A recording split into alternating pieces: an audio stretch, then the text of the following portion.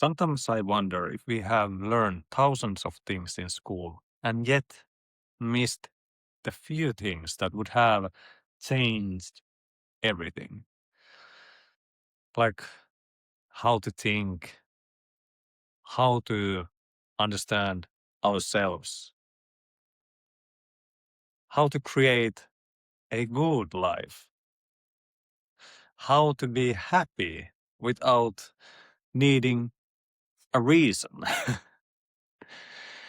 And the older I get, the more I feel that perhaps the most important lessons were never actually hidden from us. They were simply never taught. So today, I want to share something that I believe every child should learn and every adult should remember. There are three priorities in your life, and following this order from one to three will make you kind of a better player in life, if you would say like that. But teach this to your children and they will grow into good adults. Teach this to yourself and you will have a paradise on earth. When we were born into this life, we didn't know about basically anything. Absolutely everything was new to us. We became conscious or actually aware of our surroundings first. And everything was built upon what we see, hear, touch, smell, and taste. Things just seemed to happen at first, but language gave us concepts of life. Thanks to our language, we are living in another reality or state of awareness. But also, it is because of our language that we accidentally learned to limit our experience and even filter the truth into something else. It is truly remarkable how big a part of our perception of reality comes from our language. Like at the beginning of the story, where Adam had a job to give a name to every animal, so did we. We gave names to every animal, and beyond that, we still keep giving names and progressing our language. But in a sense, words also gave new life to things that had no name before. Life itself became life when the word life was created. The words we say carry a creative power, but they also carry a destructive power. Words can set limitations on our life, but they can also open new possibilities and set us free. Now, what about you? Do you know why you came here? Have you resolved how everything works and how to make everything work for you? Society tells us how the world I know we have schools and teachers and parents and culture and the marketing industry constantly telling us become their slaves. how the world works. But when we are only dependent on what others tell us to do, we become kind of a slaves to them. This is a very brutal way to look at things, and it is not completely true. And I'm not here to demonize the outer world, because there is no outer without inner, and vice versa. The development of human awareness goes first from outside to inside. When we are born, there is no way to internalize everything because we are still growing and learning what we are.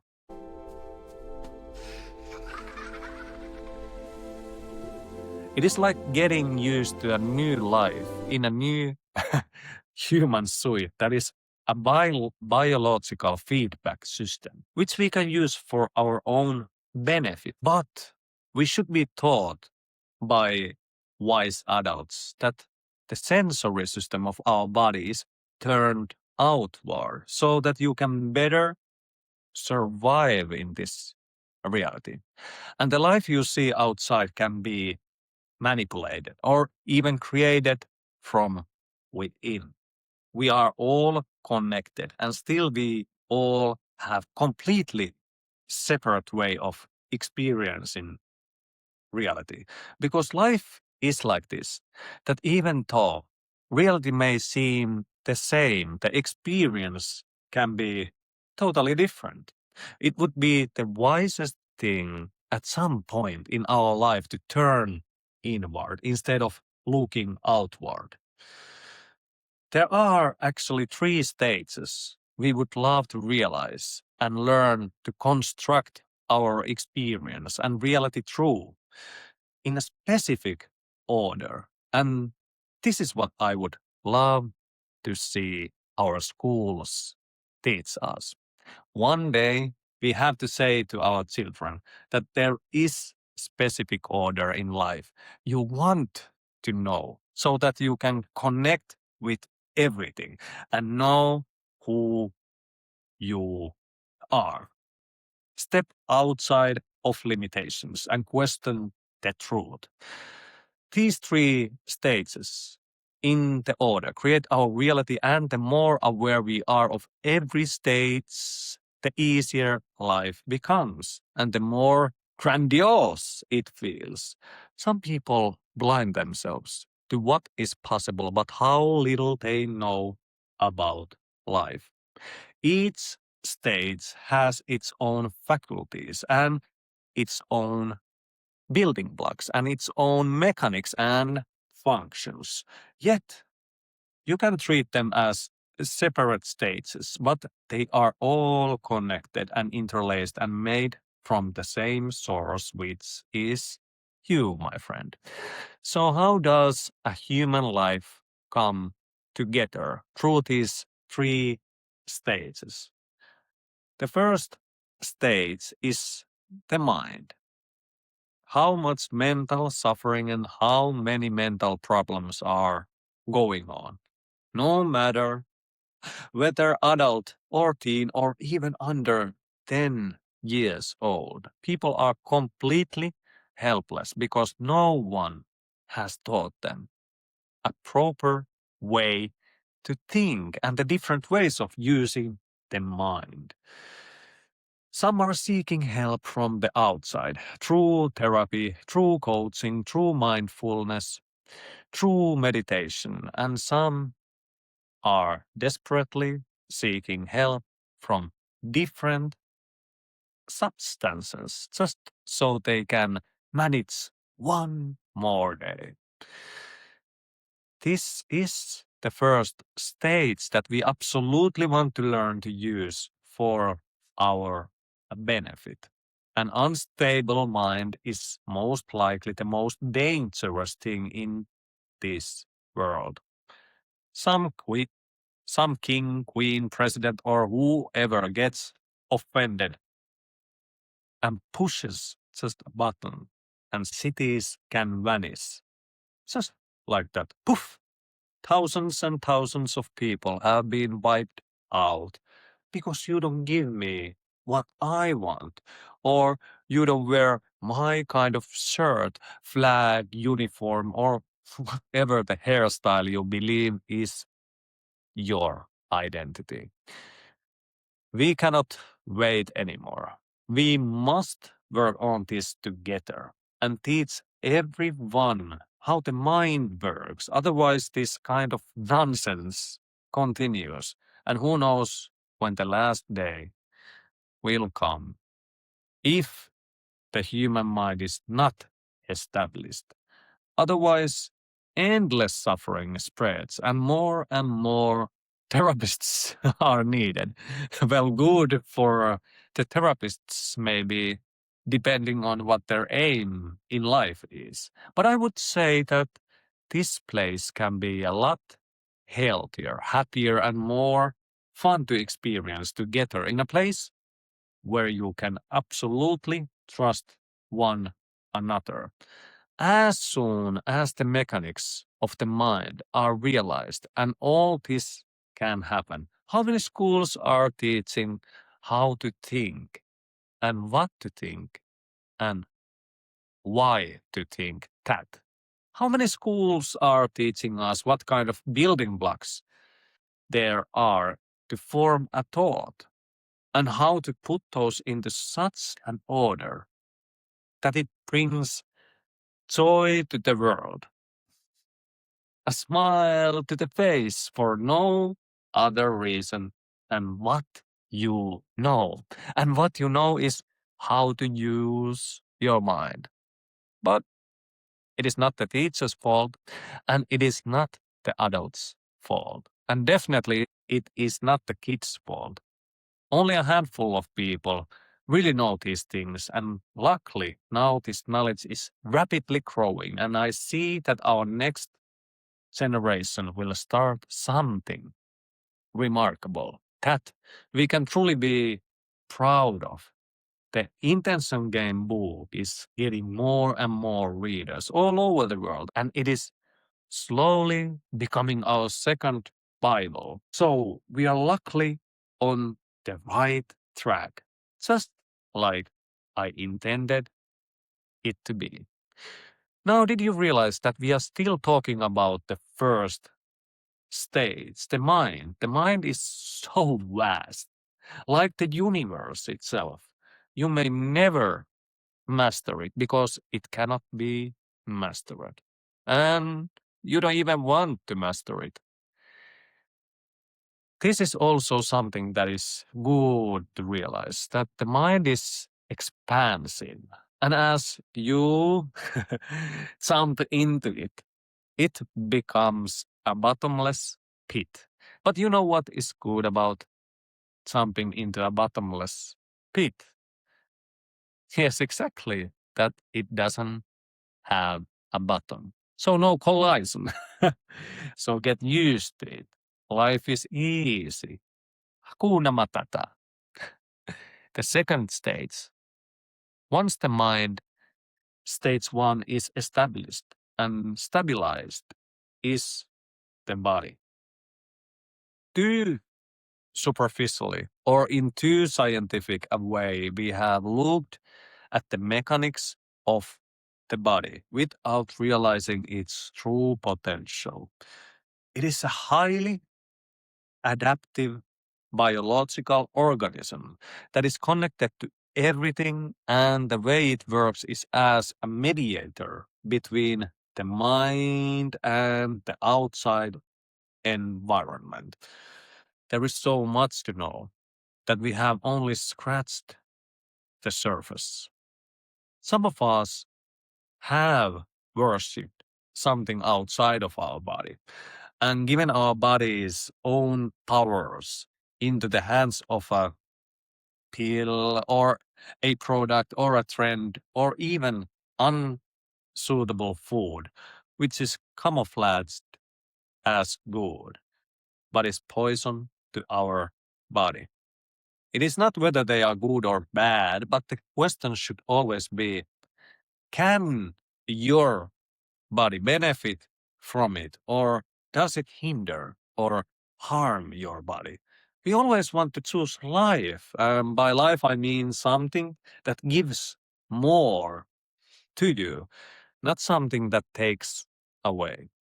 Luckily, now science and the health industry are starting to recognize different, let's say, powers that our body has, like regeneration abilities, healing abilities, new growth abilities, even older people getting younger and more energized.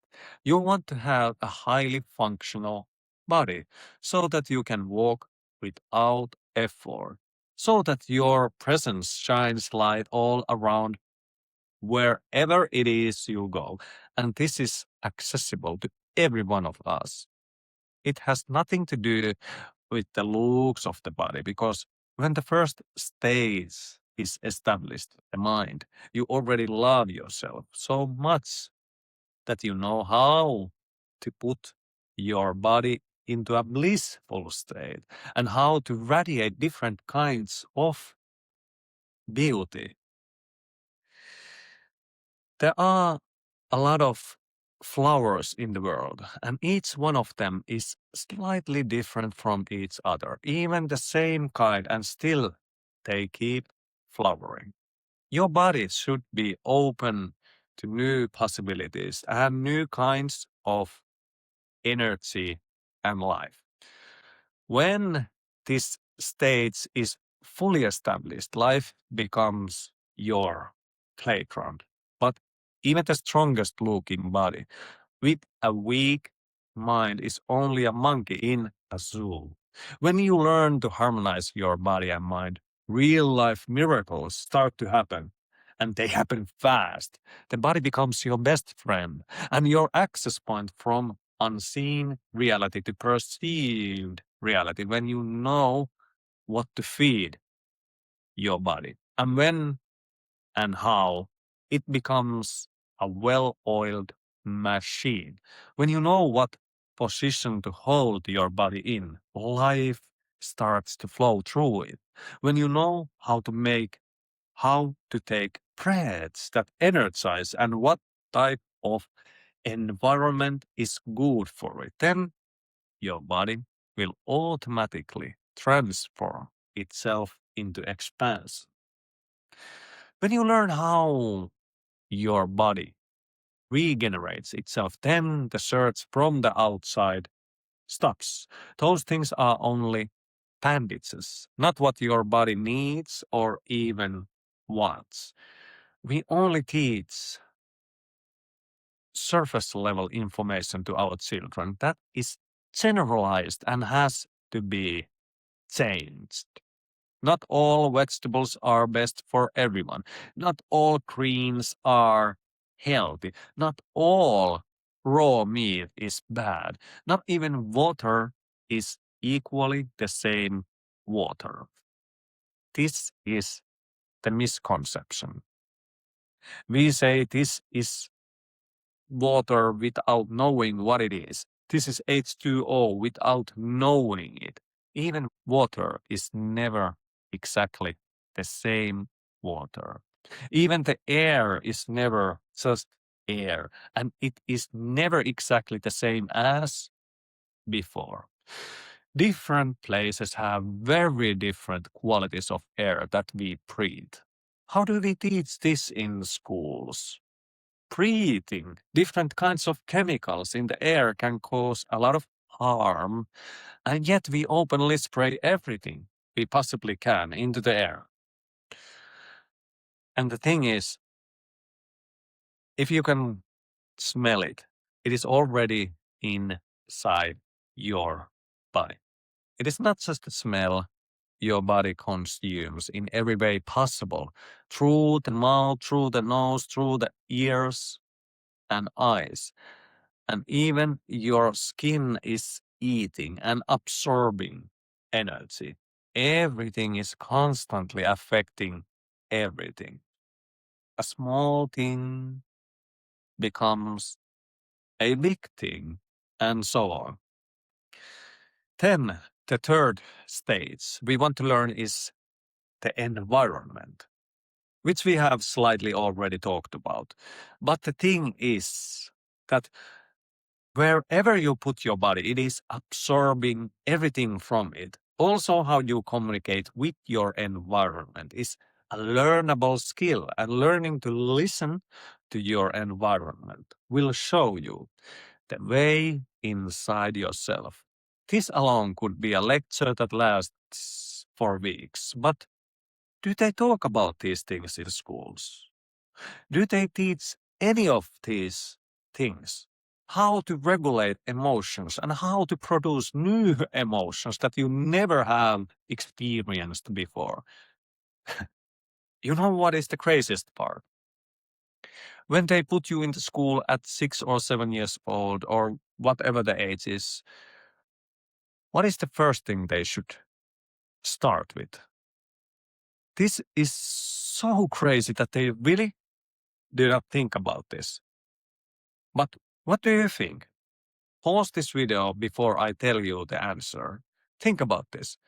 What is the first thing they should start teaching us when we start school? Now, I will tell you. If you didn't pause the video and answer, here it comes now. Wouldn't be the absolute first thing that we should learn when we first start intentionally learning new things? Wouldn't the first thing to learn be that they teach us how to learn new things? Has nobody ever taught you how to learn? You know, I learned this, I don't know, after I was over 30 years old, that learning how to learn is actually a learnable skill. And I was like, wouldn't this skill help every teacher and every student get better results? Like, some people know these things, but apparently not many school teachers, which is crazy. Some of them do, but every teacher should be obsessed. Well, maybe not obsessed, but at least curious about how they can improve their students' capability to learn better. There is so much that goes into this category, and you would need maybe months and months only on this subject before starting to actually learn anything. Like, there are different techniques for how to store information into your memory, like memory palaces, just as one example. There is this thing called the teachability index, which is crucial to one's ability to learn. Um, there are different mental models and patterns you can use. And even if you are a teacher, you would want to constantly improve your own capability to transform information to another person. How to use stories and metaphors, how to open story loops and close them in an order that creates a wanted outcome. How to use language to give suggestions for improved learning. How to use your tone and rhythm.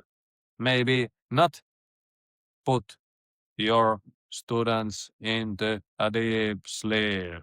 But I want to circle back to the three stages of life we want to become aware of and consciously choose to interact with.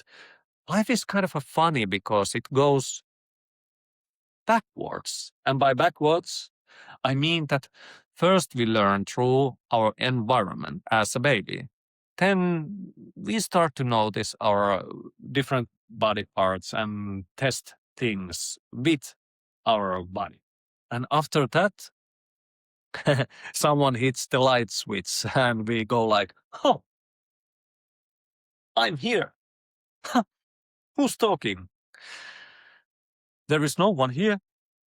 Oh, it's me inside my body. Wow, I have a body. Look what is there.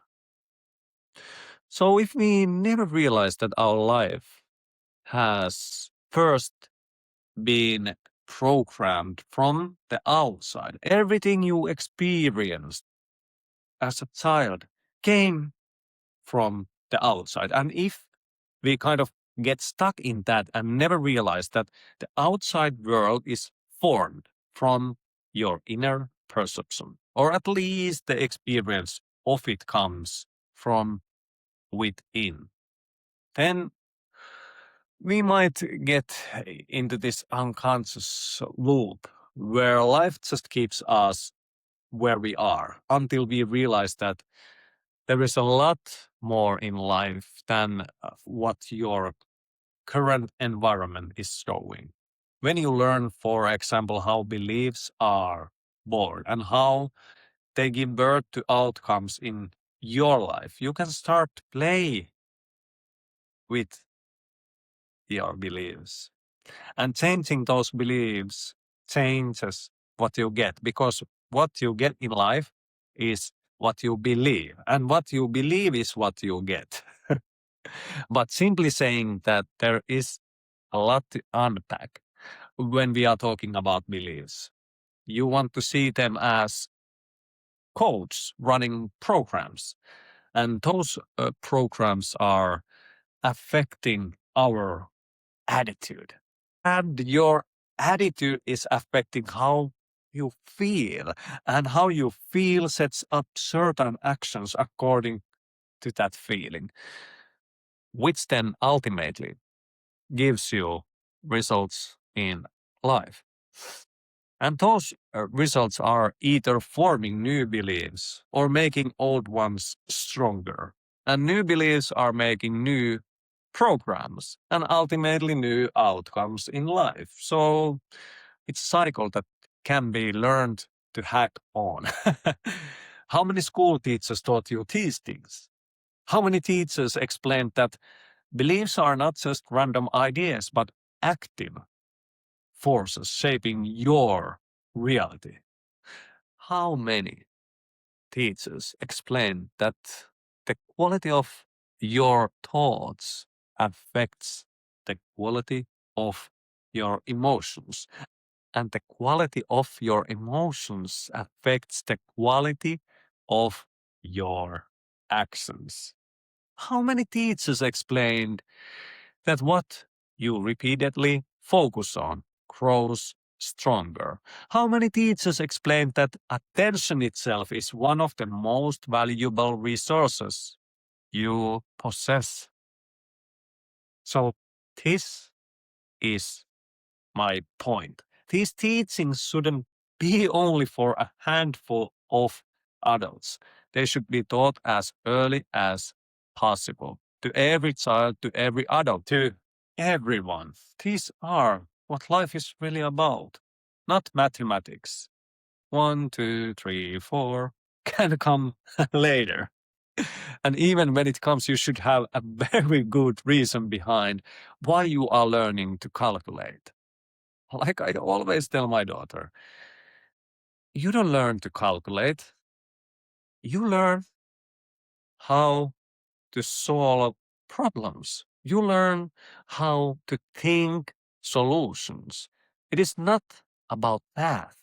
You see, the big problem in society has been that we have taken things just as they are.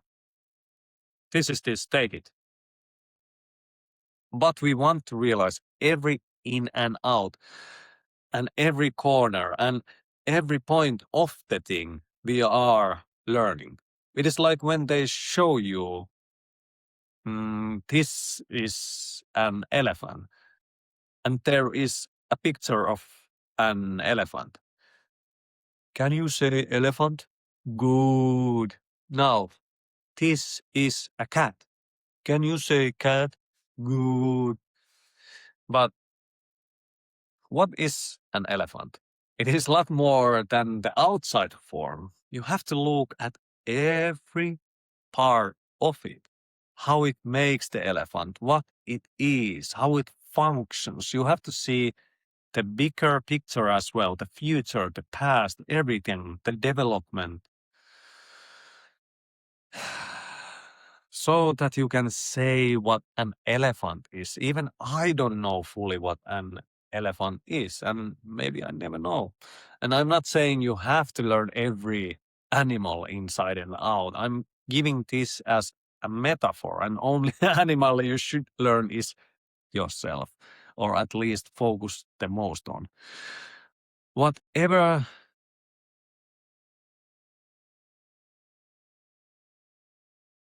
and whatever subject you are interested in, be fully interested in that subject. Dive into it, explore it, question it, turn it around, look at it from different angles, because curiosity expands awareness, and awareness expands life. The more aware you become, the more possibilities you begin to see. And the more possibilities you see, the less trapped you become by the limitations that once seemed real. That is why I say the first stage is the mind, the second stage is the body, the third stage is the environment. And when you learn how these three interact together, life begins to make a lot more sense. You realize that your environment affects your body affects your mind affects your body affects your environment. So it's going infinite expansion and inversion, or how you say it. And all these three are constantly communicating with each other. Nothing exists separately. Everything is connected. And when you start realizing that connection, you stop fighting reality and start working with it. That is when life becomes a lot easier. Not because there are no challenges, but because you finally understand the mechanics of the game. And understanding the mechanics of the game is always better than blindly playing without knowing the rules.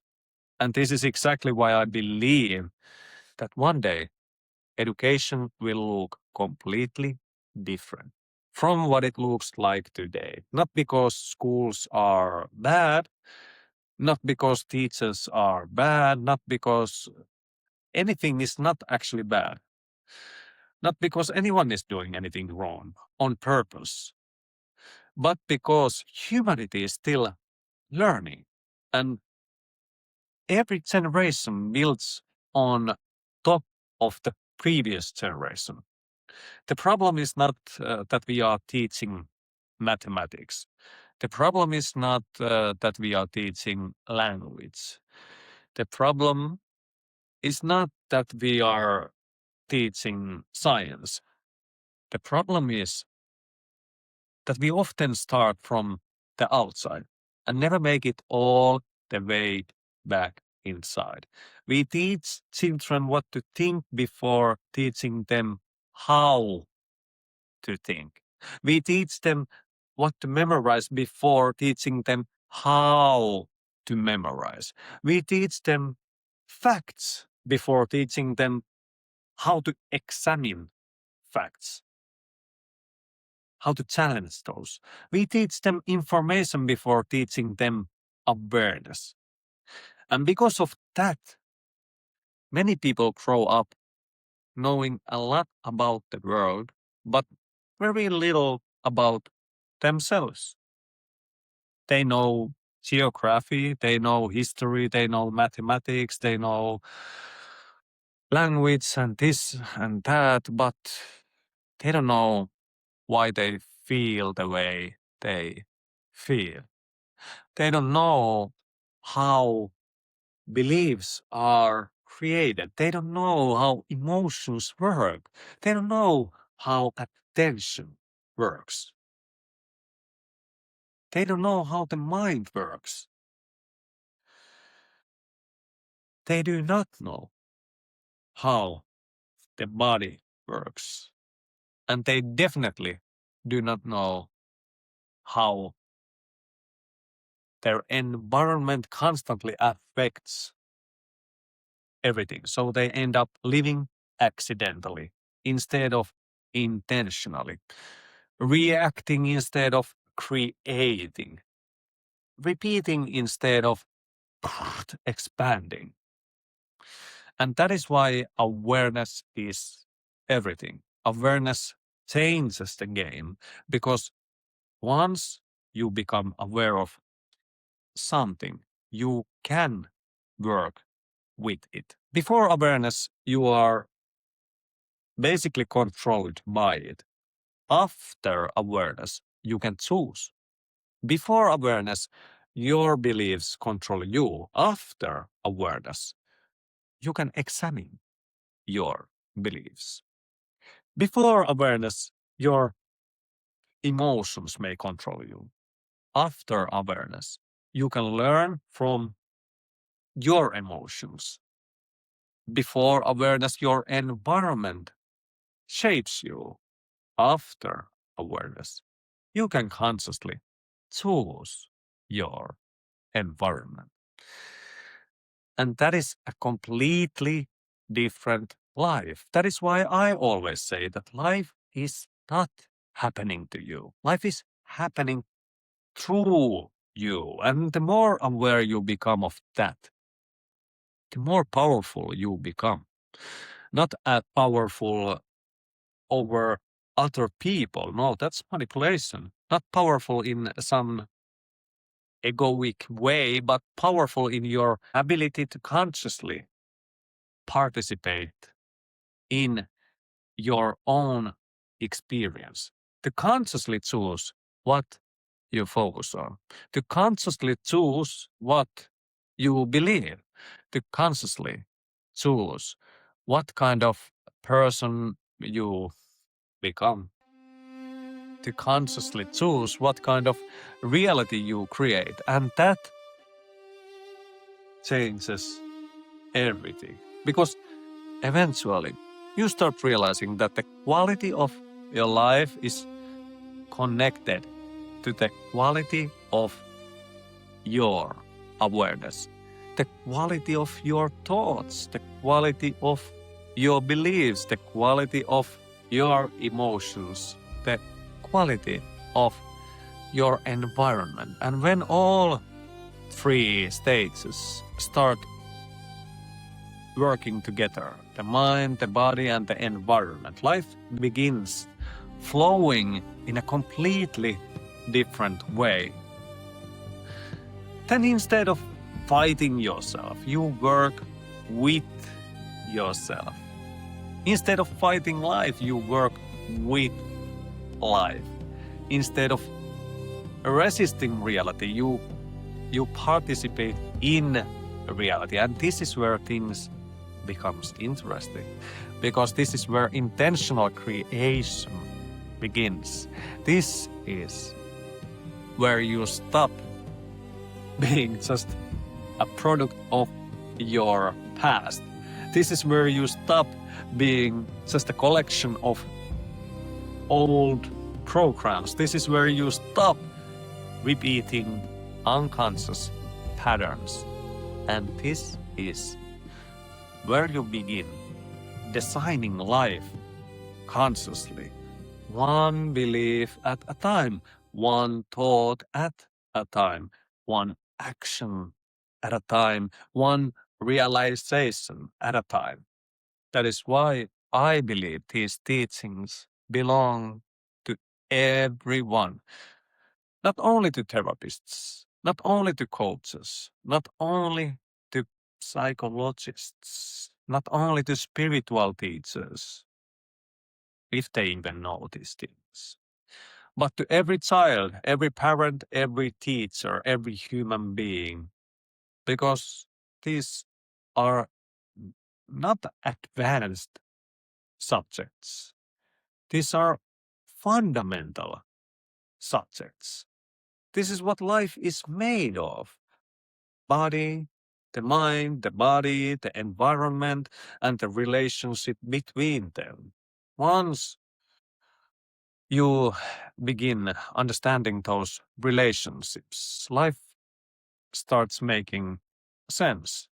And when life starts making sense, suffering begins to lose its grip.